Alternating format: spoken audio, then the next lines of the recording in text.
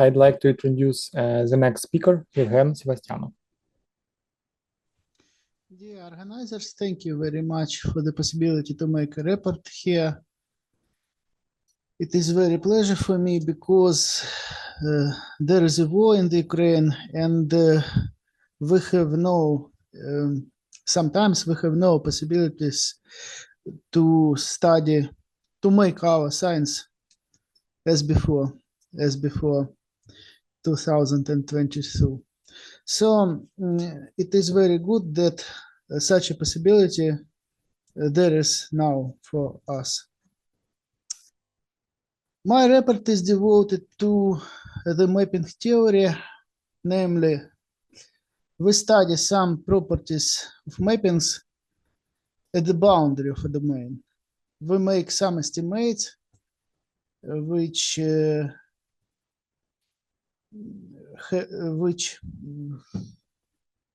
describe the behavior of mappings in the neighborhood of the boundary points.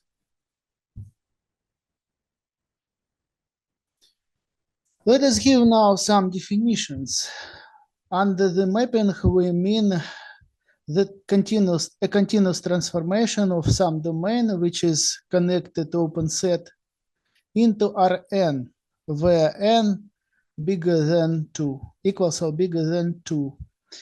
We consider the vectors x, which are components x1, etc., xn, and the mapped point f from x is also vector in Rn.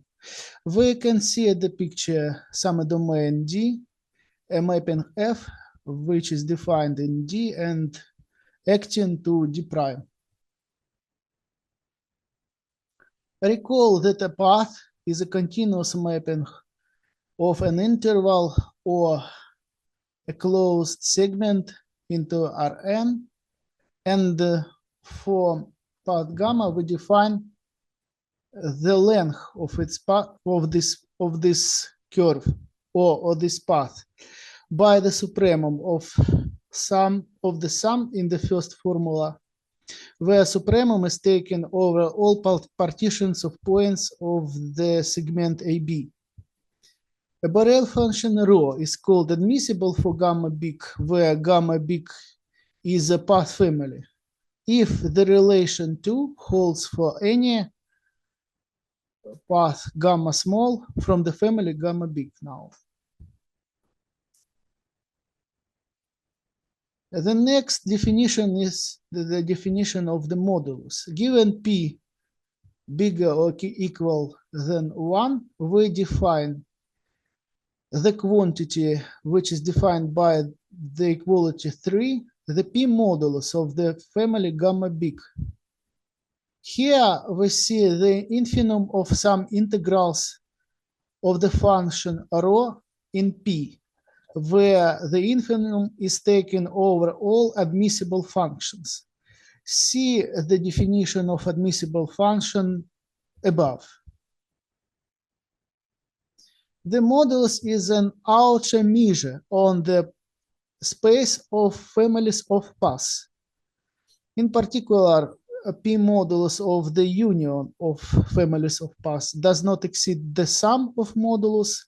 The modulus is always non-negative, and the modulus is a monotone function with respect to inclusion of path families.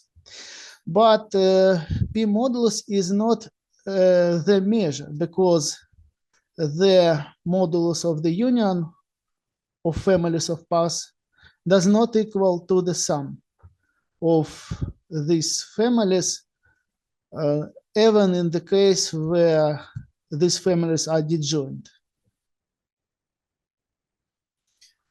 The next definition is a notation.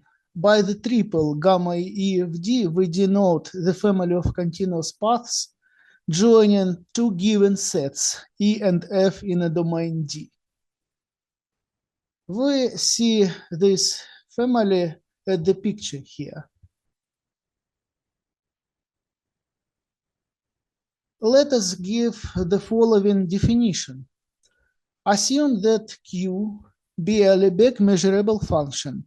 We say that F satisfies the inverse Poletsky inequality if the relation 4 holds for any family of paths gamma in D and any admissible function rho star in the image of gamma.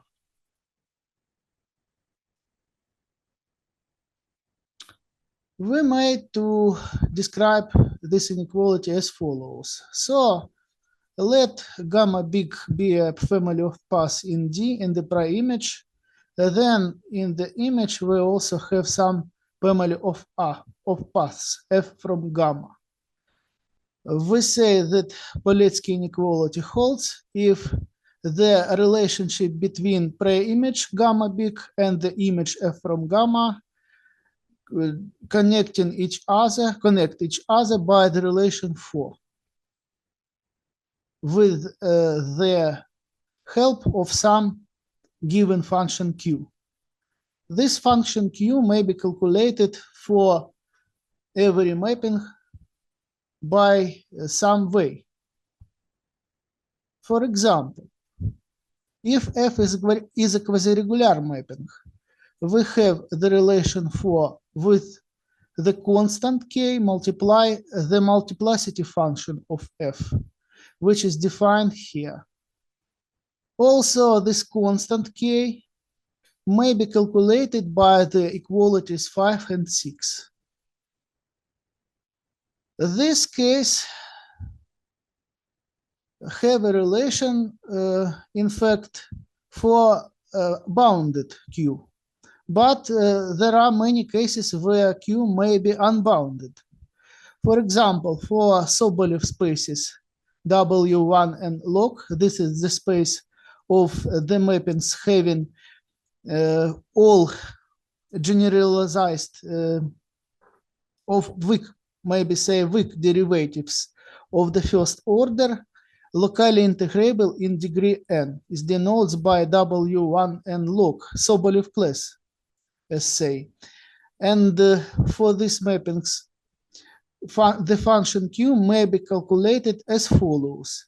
If we have the quantity Ko, where Ko is defined by 6, then Q might be calculated by the letter string at this page.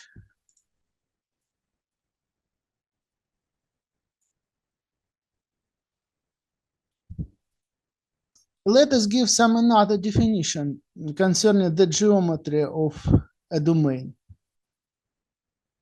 The domain D is called quasi-external distant domain, or abbreviatedly CAD domain, if we have the relation 7 for any continua E and F in D. In other words, the modulus of path families in D is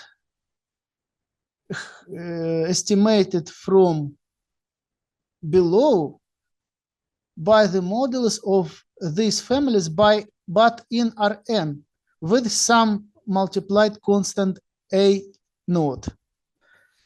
So in other words, the modulus in Rn for these domains is not sufficiently bigger with respect to the corresponding modulus in D. These domains are always locally connected at the boundary and have many other properties. For example, the same space Rn and the unit ball Bn and a half ball Bn plus are simple examples of CAD domains. Moreover, any convex bounded domain is always CAD domain as well. The next definition is the definition of Hordal metric. What is the Hordal metric?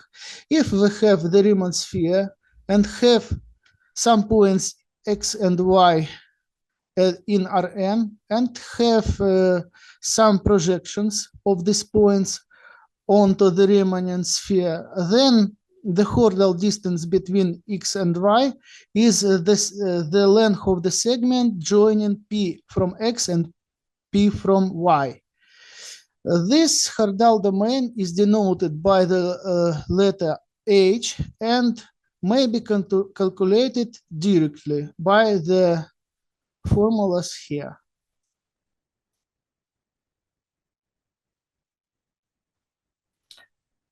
A boundary of a domain GD is locally quasi-conformal if every point x0 of GD has a neighborhood U such that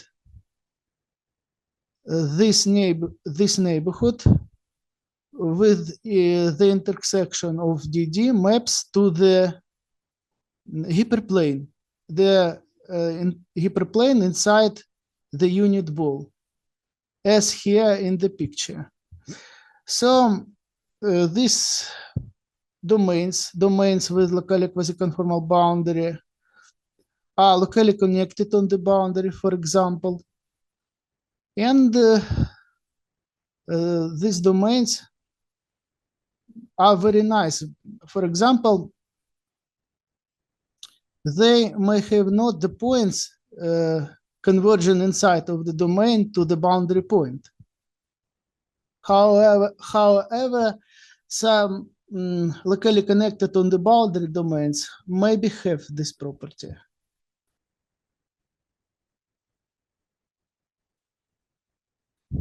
There are some known results about distortion estimates in well-known classes of mappings on the boundary and inside the domain. According to Schwarz inequality, every analytic function's phi such that phi from 0 equals to 0 satisfies the so-called Schwarz inequality. Herring proved that quasi-conformal mappings between some domains D and D prime are always Hölder continuous in D. The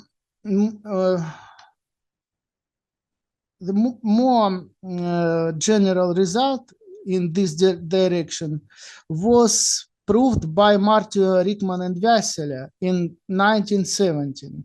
They proved that quasi-regular mappings that are mappings quasi-conformal with branch points satisfy also the Hölder inequality in every domain D locally on compacts, not on the boundary, because for this property we must have some property on geometry of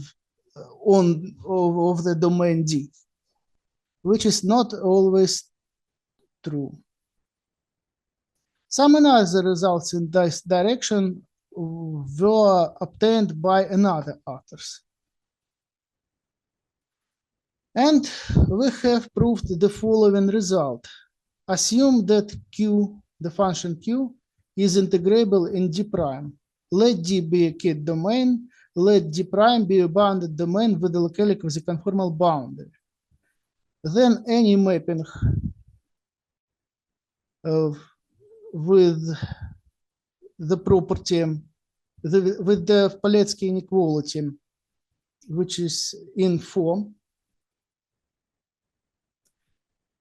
such that some continuum RA is mapped by this domain with in another continuum which is have the diameter not less than delta, have a continuous extension to D dashed, and at every boundary point x0 satisfies the inequality 8. So these mappings are equicontinuous in particular because the right-hand part of this inequality tends to 0 as x tends to y. All quantities which are here does not depend on f from the right hand side.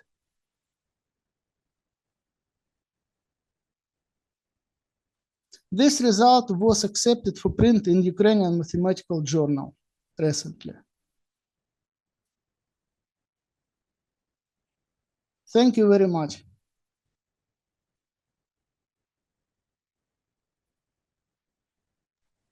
Thank you, Evgeny, for great and useful information.